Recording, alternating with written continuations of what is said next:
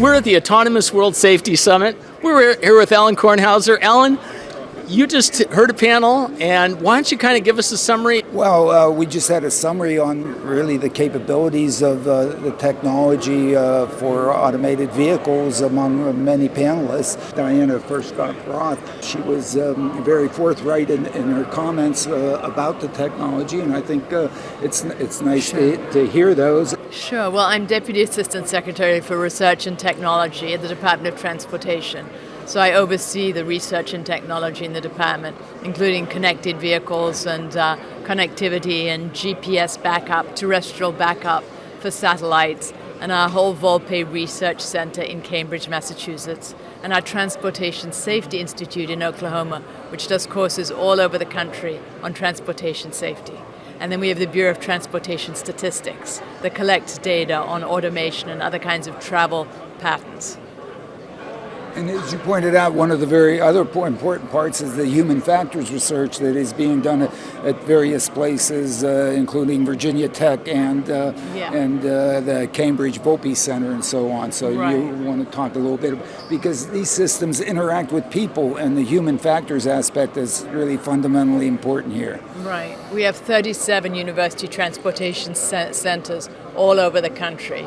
I mean, from the University of Southern California here to Virginia Tech in Virginia, in Michigan, Texas, all over the country. They are doing fabulous research, including looking at human factors, how individuals interact with the automotive vehicles and how they are going to behave with them. Or if they're driving a 2005 car, how they behave when they get into a 2019 car and all these things beep at them and how they behave.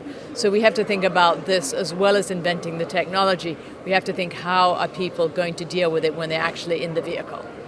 I want to jump in here real quick because there was something about levels. I think there was a conversation. I hope this doesn't trigger you, Alain, but there was something about the levels and you know what happens is, you know, level 3, something that's relevant in today's world. Yeah, well, of course, the levels are important for the engineer. I'm not so sure that they're that important for the consumer and the user, and that's really where part of the disconnect is, or part of the confusion lies, is these things are going to be used by people, and they need to understand their capabilities. And the question is to what extent can you take your hands off, feet off, eyes off the road and not have your brain off the road? And I think you made some nice comments on that, Diana. And yes. So the question is whether, well, for our listeners, level 0 is the car that does not have any necessary, any safety features. What were you driving in England that you told us when you were on your honeymoon, or was it? I was driving a stick shift Ford Escort, which was the car that I owned at the time. Right. It was a little that Ford was a Escort. Level what?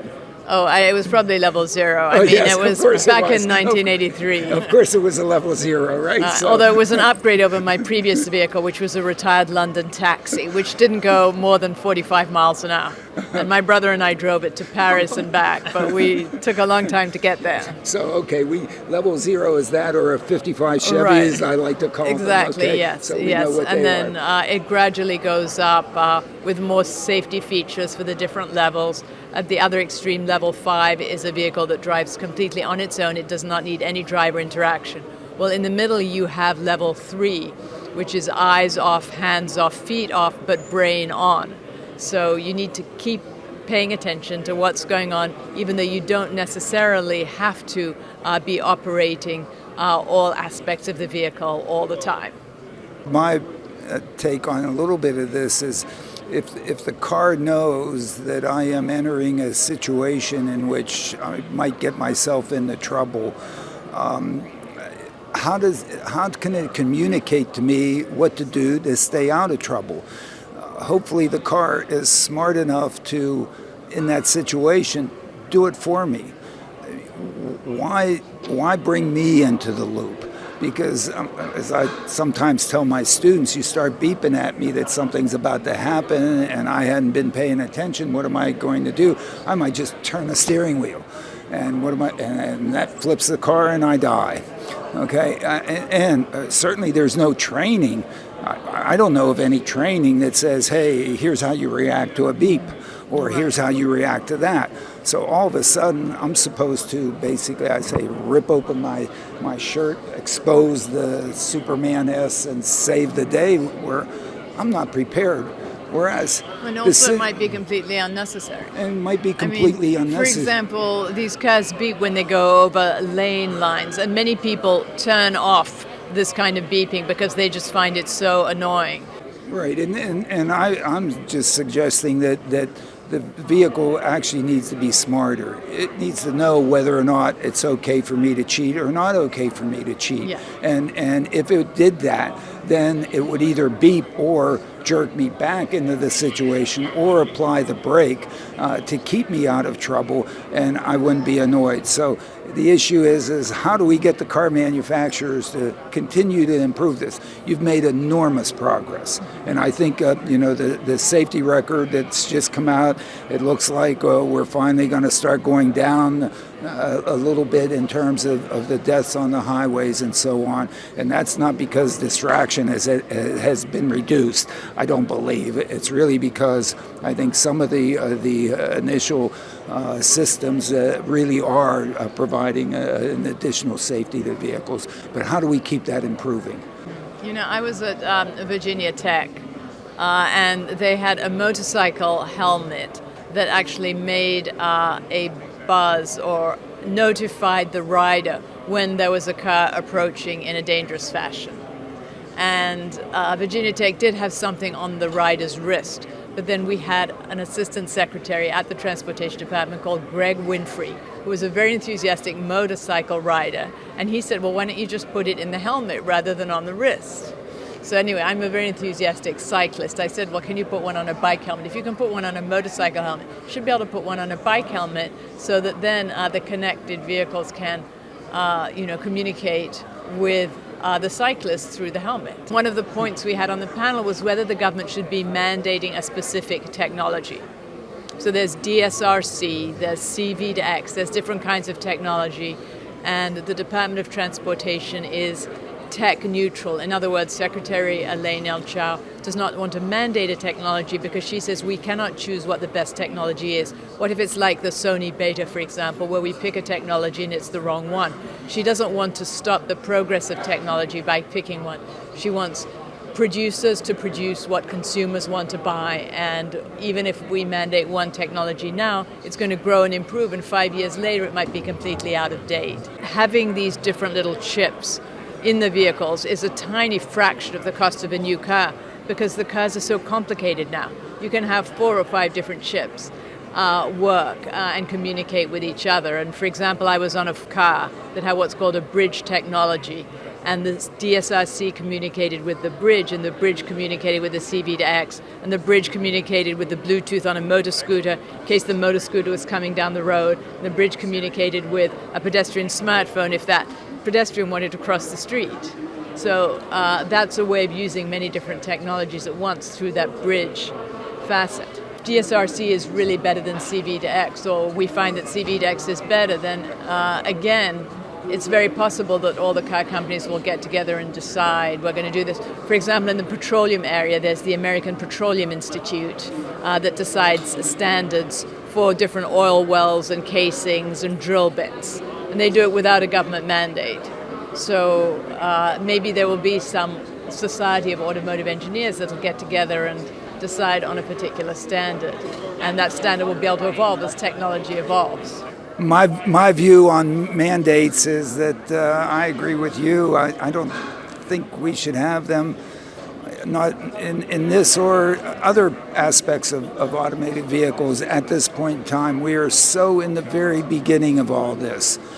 We don't really know what the right answer is. I think there has to be a lot more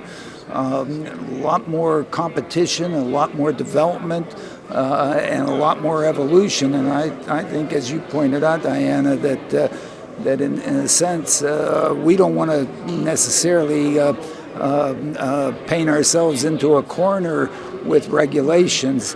Again, I like to say this is a free country, and in fact, the fewer regulations that we would have here.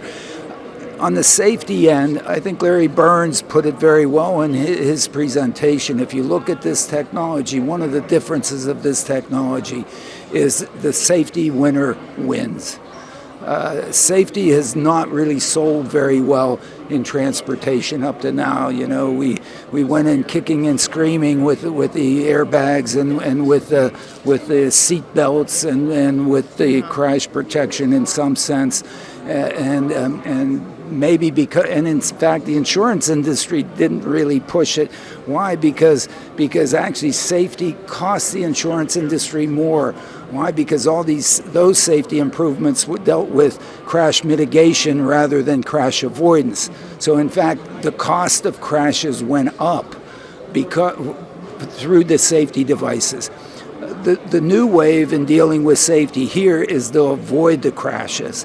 That means insurance costs have to come down because there's no ambulance, there's no lawyer, there's no adjuster, there's no fix the metal if in fact this technology works to avoid the collision. So we're in a new realm of safety, and a realm of safety that I think will sell. And as Larry Burns, I think, pointed out very strongly, that in fact the safety leader is likely to be the winner. And I even point out, which maybe I shouldn't, if you look at the cost of the Alain Kornhauser crash, it probably cost Uber $60 billion, one crash. It may have cost them $120 billion because they may not get to driverless and their business model may not work and they're going to be gone in 2 years. And it even cost Waymo $70 billion because Adam Jonas last week reduced his market value of Waymo from $175 billion to $105 billion. That's what the cost of misbehaving in this new market. Safety is absolutely paramount. It is a necessary condition, absolutely. Otherwise, this stuff is never going to get out of the test phase. People are not going to ride it. They aren't going to adopt it. Companies aren't going to turn a profit, and all the investors' investments are going to go down the tubes. So here, this is a new realm of safety where, in fact, it is paramount that the safety leader is really the winner here. Now, I think the industry should cooperate on safety, not compete on safety, so everybody wins. Now, then you have to worry about collusion and other things that are associated with that. But my goodness, it would be really good if, in fact, everybody got together and said, oh, I just found this new corner case. Here's what it is. Be careful with this, as opposed to, oh, man, I can fix my system and run it through the simulation, get it to work, and I'm not going to tell anybody about it. And those kinds of things. Anyway, any comments on all of that or whatever? No, I think that you said it all, Alan. Thank you so much. I have one last question. Diana, you mentioned the bicycle helmet, the vibrating bicycle helmet. That leads to the whole idea of active transportation. I think it was mentioned by the cruise guy about the idea of having streets that are built for everyone. How do you see that playing into this in terms of creating kind of the next generation road infrastructure? What do cities, what does the federal government, what do states have to do to create the next generation roads, if you will? It's different when it's on the highway or in an urban area. And we've seen these high occupancy toll lanes have been very successful in carrying additional traffic and relieving traffic, not only on that toll lane, but also on those lanes that go parallel to it. So we need those. And in urban areas, I would say we need much more awareness of bicycles driving in the main lanes with the traffic, because these cycle lanes, first of all, are sometimes dangerous to the cyclists. Second, you often find that they're underused. So you see a large volume of traffic on the lanes where the roads and the vehicles go, and hardly anything on the bike lane except an occasional bicycle. We need to be looking at what happens in Amsterdam, where people are taught to open the door with their right hand so they look behind them to check for the cyclist. We need to make sure people are aware of these cyclists and have them share the road.